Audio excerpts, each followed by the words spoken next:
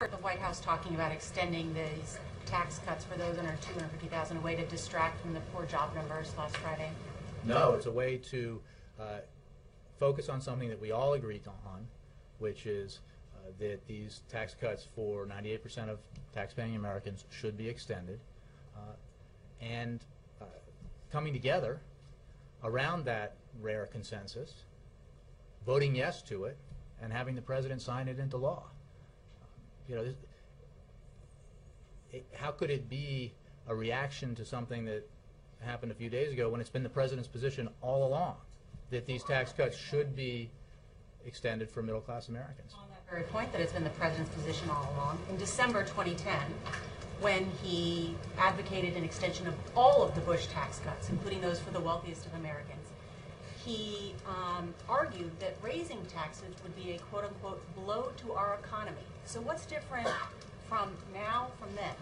The president's position has always been that we should permanently extend the tax cuts for middle-class Americans, and we should no longer extend the tax cuts for the wealthiest Americans. At the time that you questioned, there was a package of proposals that passed that helped the economy at a time that was very vulnerable, and that the president signed into law. What he made clear at the time was that he would not, in the future, support a measure that would extend tax cuts for the wealthiest Americans. And it was a point made by independent economists and others at the time, and they're making it again now, that when we're talking about positive effects on the economy, it is tax cuts to middle-class Americans that produce that positive effect. It is not tax cuts to the wealthiest Americans, who tend not to spend that money as quickly or as readily as hardworking middle-class Americans.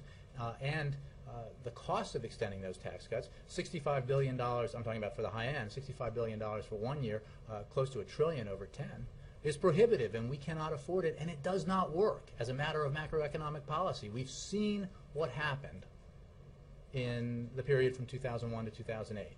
We saw the impact of those policy decisions. The president said that raising taxes on entrepreneurs who have money, he said then when entrepreneurs have money, it frees up, quote-unquote, other money to hire workers.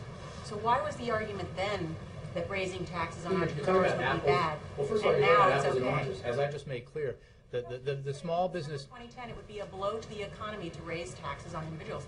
Now he says it's not. Look, as I just said, we're talking 98% of the tax cuts, 98%,